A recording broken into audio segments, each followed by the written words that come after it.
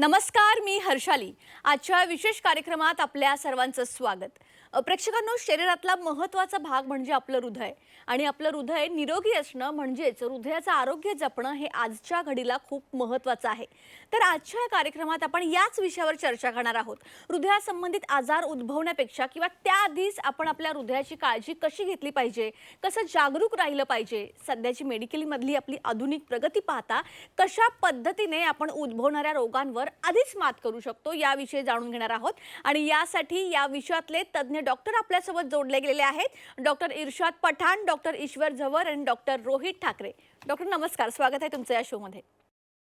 डॉक्टरांची ओळख आपण थोडक्यात करून घेऊया. डॉक्टर इर्शाद पठाण हे सल्लागार इंटरव्हेन्शनल कार्डिओलॉजिस्ट असून त्यांनी MD medicine, DM cardiology, DNB cardiology, FACC USA मधून, FSCAI USA मधून, FESC हे युरोपमधून पूर्ण केलेलं आहे. ते गोल्ड मेडलिस्ट असून all right critical care hospital Nagpur येथे कार्यरत आहेत. डॉक्टर ईश्वर झवर हे इंटरव्हेन्शनल कार्डिओलॉजिस्ट असून त्यांनी DNB औषध, DNB cardiology, FSCAI, FESE fellow European society येथून पूर्ण केलेला असून ईश्वर हार्ट क्लिनिक पुणे येथे ते कार्यरत आहेत. आणि डॉक्टर रोहित ठाकरे यांनी MD DM कार्डिओलॉजी पूर्ण केलेला असून ते इंटरव्हेन्शनल कार्डिओलॉजिस्ट म्हणून लोकमान्य मल्टीस्पेशालिटी हॉस्पिटल आणि लोकमान्य हार्ट इन्स्टिट्यूट नाशिक येथे कार्यरत आहेत. चला तर विषयाला सुरुवात करूयात. तर डॉक्टर इर्शाद पठाण, तुमच्यापासून सुरुवात करूयात. प्रत्येकासाठी आपलं हृदय निरोगी ठेवण्यासाठी नेमक्या कोणत्या गोष्टी फॉलो करणं गरजेचं आहे आणि त्याची केअर करणं, कशी आपण त्याची केअर करू शकतो आणि त्याबद्दल माहिती असणं हे सध्याच्या घडीला किती महत्त्वाचं आहे? नमस्कार. हा खूप चांगला क्वेश्चन आहे. यंग हार्ट अटॅक आजच्या काळात खूप वाढलेला आहे. यंग हार्ट अटॅक म्हणजे लेस दॅन 40 इयर्स मध्ये जेव्हा हार्ट अटॅक येतो त्याच्या हिशोबानं फॅमिलीला खूप धोका असतो, कारण की तो माणूस फक्त अर्निंग मेंबर आहेत. आणि यंग हार्ट अटॅक वाढण्याचं मुख्य कारण आजच्या काळात बॅड लाईफस्टाईल आणि बॅड इटिंग हॅबिट्स, म्हणजे आपण आपल्या शरीरावर काही ध्यान न देता आपण जे खात आहोत म्हणजे बाहेरचं खाणं आणि बॅड इटिंग लाईफस्टाईल हे खूप आज या काळात वाढलेलं आहे. दुसरं, नियमित व्यायाम न करणं. आपण आपल्या पायाच्या हेल्प घेत नाही, आपण चालत नाही. म्हणजे आपल्याला चालणं खूप गरजेचं आहे. आपले फोर फादर्स चालायचे, सायकल चालवायचे. जर आपण गाडीमध्ये बसून, ऑफिसला जाऊन चेअरमध्ये बसून आणि त्याच्यानंतर घरी येऊन सोफ्यावर बसून आजच्या काळात आपण चालतच नाहीये, म्हणून आपले कोलेस्ट्रॉल शरीरात वाढत चाललाय आणि ब्लॉकेजेस वाढत चाललाय. आणि हे ब्लॉकेज एखादी दिवशी तळकतात आणि हार्टची नस किंवा ब्रेनची नस बंद होते आणि हार्ट अटॅक किंवा लकवा मारतो. पहिल्या हे बिमारी 60-70च्या वयात होत होती, आता हे 40-50च्या वयात होत आहे. बिकॉज ट्रेंड्स खूप चेंज झाला आहे आणि आपण आपल्या बद्दल काही काळजी घेत नाही. जेव्हा बिमार होतो माणूस तेव्हा त्याला काळजी घेण्याची आवश्यकता वाटते. पहिले तो काहीही काळजी घेत नाही. आजच्या काळात आहार आणि व्यायाम हे खूप बिघडलेलं आहे. आपण काय खातो हे माइंडफुल इटिंग आहेच नाही. आपण काही खाण्याच्या दुकानात जातो तर आता पॅकेटमध्ये आपल्याला प्रोसेस फूड मिळतात. तर आपल्याला आपल्या घरचं जेवण, आईचं जेवण हे खूप महत्वाचं आहे. दुसरा, व्यायाम आता आपल्याला गरजेचा एवढा आहे की आपण काहीही चालत नाही. सुमारे सकाळी उठल्यापासून तर गाडीवर बसल्यापासून तर ऑफिसच्या चेअर्स पासून तर घरात आल्याच्या नंतर सोफ्यावर, तर आपण 1 किलोमीटर पण चालत नाही. आपले वडील किंवा आपले दादा परदादा हे खूप चालायचे. तर ही जनरेशन मोबाईलची जनरेशन आहे, पण मोबाईल चालू शकत नाही, आपण चालत नाही. त्याच्यामुळे आपल्या पाय बधीर झाल्यात आणि आपला कोलेस्ट्रॉल, शुगर, डायबिटीज, BP हे सगळं वाढत चाललंय. तर व्यायाम नियमित करायचं, कमीत कमी 30 मिनिटं प्रत्येक दिवशी करायचं हे गरजेचं आहे. डॉक्टर ईश्वर, तुम्हाला मला असं विचारायचं आहे की हृदयविकारासाठी जोखीम घटक म्हणजेच रिस्क फॅक्टर्स कोणते आहेत आणि आपल्या फिजिकल हेल्थच्या हिस्ट्रीनुसार आपण त्यावर कशी मात करू शकतो? खूप महत्वाचा प्रश्न आहे. बऱ्याचदा आम्हाला लोक विचारतात की आमच्यात रिस्क फॅक्टर आहे, हे कसं कळणार आहे? रिस्क फॅक्टर नेमके काय असतात? मी नेहमी सगळ्यांना सांगतो, 2 प्रकारचे रिस्क फॅक्टर्स आपल्यात आहेत, मॉडिफायबल आणि नॉन मॉडिफायबल. मॉडिफायबल म्हणजे ज्याला आपण मॉडिफाय करू शकतो, हे खूप महत्वाचे आहेत. मॉडिफायबल रिस्क फॅक्टर्स आणि नॉन मॉडिफायबल म्हणजे एखाद्या व्यक्तीला अनुवंशिकतेने जर हार्ट रिलेटेड प्रॉब्लेम्स येणार आहेत, डायबिटीसचा प्रॉब्लेम येणार आहे किंवा ब्लड प्रेशरचा किंवा कोलेस्ट्रॉल मेटाबॉलिझमचा काही प्रॉब्लेम आहे. काही काही लोकांमध्ये males are more vulnerable to heart problems. हे सगळं नॉन मॉडिफायबल रिस्क फॅक्टर आहे. याच्यामध्ये आपण जेनेटिक्स पासून जर काही येणार असेल किंवा बाय बिईंग मेल इंडिव्हिज्युअल जर काही होणार असेल किंवा तुमच्यामध्ये काही जेनेटिक कॉम्पोनंट्स असतील ज्याच्यामुळे तुम्हाला बॉडीमध्ये काही क्लॉट फॉर्म होण्याची टेंडन्सी असेल, त्याला आपण मॉडिफाय करू शकत नाही. पण जे मॉडिफायबल रिस्क फॅक्टर्स आहेत, जसं ओबेसिटी, जसं ब्लड प्रेशर आहे, जसं डायबिटीज आहे, स्मोकिंग आहे, आणि या सगळ्या गोष्टी जेव्हा एकत्र येतात तेव्हा आपल्याला या मॉडिफिकेशनवर भर देणं खूप महत्वाचं असतं. कारण या गोष्टी जर आपण मॉडिफाय केल्या तर ज्या नॉन मॉडिफायबल रिस्क फॅक्टरमुळे तुमची जी रिस्क आहे ती तुम्ही नक्कीच नियंत्रणात आणू शकता. So modifiable risk factors should be very important aspect of prevention.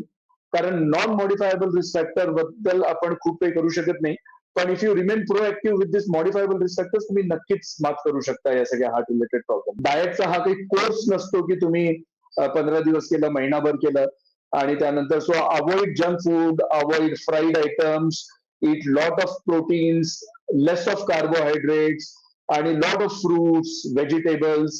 Doctor Rohit, तुम्हाला मला असं विचारायचं आहे की हृदयविकार लवकर ओळखण्यासाठी कोणत्या निदान चाचण्या असतात आणि कोणत्या वयात आपण नियमित तपासणी सुरू करणं गरजेचं आहे? नमस्कार. हृदयविकाराचे सर्वप्रथम आपण लक्षणं ओळखलं पाहिजे. जर हृदयाला रक्तपुरवठा कमी झाला तर चालताना दम लागणे, चालताना छातीवर कळ येणे, चालताना छातीवर दाब वाटणे आणि चालताना खांदे जड पडणे ही लक्षणं असतात. जर अशी लक्षणं आपल्याला आढळली तर सर्वप्रथम आपण आपला ECG करून घेतला पाहिजे. ECG नुसार आपण हृदयाची सोनोग्राफी 2D इको टेस्ट करून घेतली पाहिजे. ट्रेडमिल टेस्ट म्हणजे TMT या चाचण्या आपण बेसिक करून घेतल्या पाहिजे. जर याच्यामध्ये काही आपल्याला गडबड आढळली तर आपण रुग्णाला पुढची चाचणी सांगतो, ज्याला आपण कोरोनरी अँजिओग्राफी म्हणतो, ज्यात आपल्याला हृदयाच्या रक्तवाहिन्यांमध्ये ब्लॉकेज आहे की नाही या गोष्टी लक्षात येतात. तसंच नियमितपणे आपण आपलं लिपिड प्रोफाईल, कोलेस्ट्रॉलची टेस्ट आणि आपले शुगर्स नियंत्रित आहे की नाही हे देखील बघितलं पाहिजे. ECG, 2D इको, गरज असल्यास TMT, stress test, treadmill test आणि काही अडचण आपण कोरोनरी अँजिओग्राफी CAG ही चाचणी आपण सांगतो, ज्यात आपल्याला हृदयाच्या रक्तवाहिन्यांमध्ये ब्लॉकेज आहे की नाही ते लक्षात येतं. डॉक्टर इर्शाद, तुम्हाला मला असं विचारायचं आहे की हृदयविकाराच्या प्राथमिक प्रतिबंधांमध्ये स्टेटिन आणि एस्पिरिनची भूमिका काय आहे आणि ते आरोग्य सुधारण्यामध्ये कशी मदत करू शकतात? स्टॅटिन आणि ॲस्पिरिन हे दोन गोळी आज नाही, सुमारे 30-40 वर्षापासून आम्ही घेत आहोत आणि ह्युमन मॅनकाइंड मध्ये ही गोळी रिझल्ट आणि रिसर्च मध्ये हे कारणीभूत आली आहे की हार्ट अटॅक आणि लकवा या गोळीने मॉर्टॅलिटी बेनिफिट आणि बिमारी जे मॉर्टॅलिटी बेनिफिट मिळतोय ते खूप चांगला मिळालेला आहे. स्टॅटिन हे कोलेस्ट्रॉल, बॅड कोलेस्ट्रॉलला कमी करते, जेणेकरून आपले जे नसांना ब्लॉक होतात ते कमी होतात. आणि ॲस्पिरिन म्हणजे रक्ताचा ते गठ्ठा बनतो हार्टच्या नसांमध्ये किंवा ब्रेनच्या नसांमध्ये, तो गठ्ठा बनू देत नाही आणि रक्त पातळ करतो. तर ही दोन्ही गोळी माझ्या हिशोबानं चांगली आहेत आणि ज्याही डॉक्टरांनी तुम्हाला ही गोळी लिहून दिली आहे ते सुरू ठेवणं गरजेचं आहे. जो कोणी पेशंट ही गोळी बंद करतोय, आम्ही बघतोय फॉलोअप पेशंट मध्ये त्यांना अजून त्रास होतो, रक्ताचा गठ्ठा बनण्याची शक्यता वाढते आणि कोलेस्ट्रॉल वाढल्यामुळे अजून ब्लॉकेजेस तयार होतात. तर ही गोळी चांगली आहे. स्टॅटिन आणि ॲस्पिरिन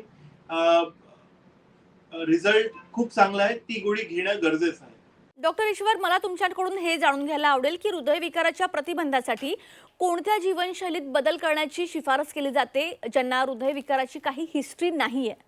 याचं हार्ट प्रिव्हेन्शनचं गमक लाईज इन प्रिव्हेन्शन. सो नेहमी आम्ही जे म्हणतो prevention is better than cure. आणि हार्ट रिलेटेड प्रॉब्लेम्स असे आहेत जे 101% आपल्याला प्रिव्हेंट करता येतात. म्हणजे असं सांगण्यात काहीच अर्थ नाहीये की अरे मला अनुवंशिकता आहे आणि मला हार्ट रिलेटेड प्रॉब्लेम होणारच आहेत. त्यामुळे प्रिव्हेन्शनवर भर देणार, रेग्युलर एक्सरसाइज, आहार विचार आणि आचार विचार आणि आहार जे आपण म्हणतो की आपण डेली लाईफमध्ये डिसिप्लिन इन आवर लाईफस्टाईल खूप महत्वाचं आहे. Regular diet, regular exercise, stress management आणि मग जे तुम्हाला योग्य वाटतं, yoga, pranayam, meditation to keep your mind relax is very important. Controlling your risk factors, म्हणजे आज आपण बघतोय की यंग लोकांना हा प्रॉब्लेम खूप ग्रासलेला आहे, भेडसावत आहे. आणि जीवनशैलीत जो बदल झालेला आहे, no regular diet, no regular eating habit, lack of exercise, स्मोकिंगचं प्रमाण खूप वाढलेलं आहे. एक्सरसाइजच्या नावावर काहीच केलं जात नाही. ह्या सगळ्या गोष्टींकडे जर आपण लक्ष दिलं तर नक्कीच आपल्याला हार्ट रिलेटेड प्रॉब्लेम्स प्रिव्हेंट करता येतील. किंवा आम्ही असं म्हणतो की ह्या सगळ्या गोष्टी जेव्हा आपण करतो आणि एखाद्या वेळेस आपल्याला हार्ट रिलेटेड प्रॉब्लेम्स आले जरी तरी आपण त्याच्यावर मात करून बाहेर पडू शकतो. त्यामुळे प्रिव्हेन्शन हा खूप महत्वाचा ऍस्पेक्ट आहे. Regular diet, regular exercise and keeping away from all devices, smoking, alcohol content, these are very important to prevent heart related problems. Doctor Rohit, हृदयविकारावरील सध्याचे उपचार, रोगाचा प्रकार आणि त्याच्या तीव्रतेवर आधारित कसे बदलतात त्याबद्दल थोडं सांगाल? हृदयाचे जी तीव्रता असते, ज्याला आपण तीव्र हृदयविकाराचा झटका म्हणतो, म्हणजे स्टेमी, एसटी एलिव्हेशन एमआय, म्हणजे हृदयाची रक्तवाहिनी जेव्हा 100% बंद पडते, रक्ताची गाठ बनून, हा सगळ्यात मेजर हार्ट अटॅक मध्ये येतो. याच्यामध्ये आपण इमर्जन्सी थ्रोम्बोलिसिस, म्हणजे इमर्जन्सी रक्ताचं गाठ विरघळायचं इंजेक्शन आपण देऊ शकतो.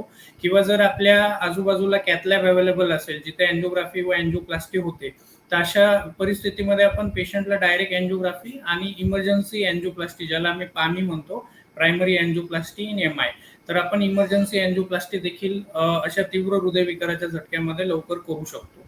पण जर हृदयाचे लक्षणं तीव्र नसतील आणि ज्याला आम्ही स्टेबल अंजायना म्हणतो, तर अशा पेशंटला आपण ओपीडी बेसिसवर वर्कअप करून त्यांना हृदयाचा रक्तपुरवठा स्थिर ठेवण्यासाठी ज्या काही गोळ्या औषधं आहेत, रक्त पातळ ठेवायची गोळी, कोलेस्ट्रॉलची गोळी, हे सगळं उपचार आपण ओपीडी बेसिसवर स्टेबल अंजायनामध्ये करू शकतो.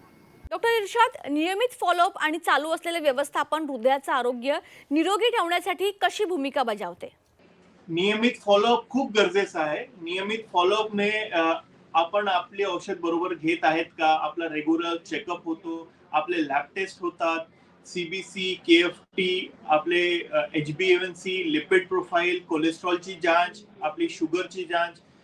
जेव्हाही तुम्ही एक्झाम्पल सांगतोय, जेव्हा तुम्ही मॉलमध्ये जातात आणि आपण आपले कपडे घालून बघतात, जर पॅन्ट टाईट होत आहे तर आपल्याला माहित पडतो की आपण थोडेसे मोठे झाले आहात.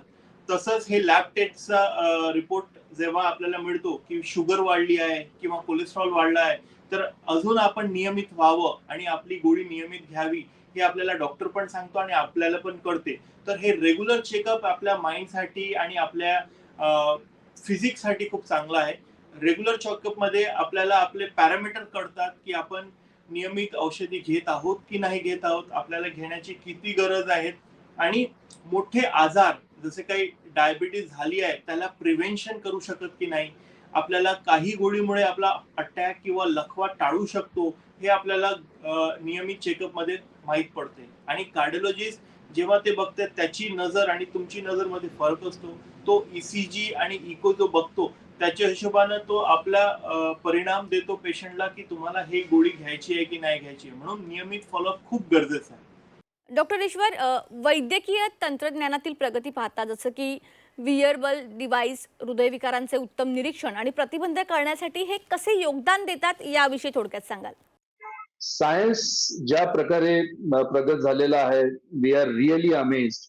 म्हणजे ज्या गोष्टी आता फॉर एक्झाम्पल ईसीजी बघण्यासाठी आमची जी धडपड होती, पूर्वी आम्ही फॅक्स मशीन इन्स्टॉल करायचो घरी आणि त्यातनं आम्हाला ईसीजी बघायला मिळायचे. त्यानंतर मोबाईल झाले, व्हॉट्सअप आलं, व्हॉट्सअपवर ईसीजी ट्रान्समिट होतो. आणि आता ह्या सिच्युएशन मध्ये artificial intelligence is playing a big role.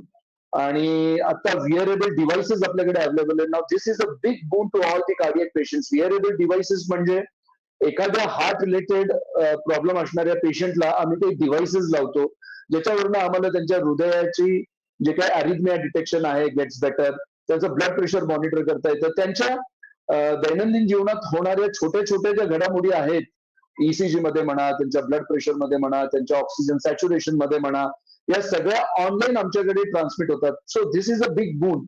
एखादा हार्ट चेनचा पेशंट आहे ज्याच्यामध्ये हृदयाची गती अनियमित, ज्याला आम्ही अरिथमियाज म्हणतो, होण्याची खूप शक्यता असते, त्यामध्ये आम्ही हे विअरेबल डिव्हाइसेस त्यांना देतो. त्याच्यामध्ये तो ईसीजी ट्रॅक करतो, ब्लड प्रेशर ट्रॅक करतो, हार्ट रेट ट्रॅक करतं.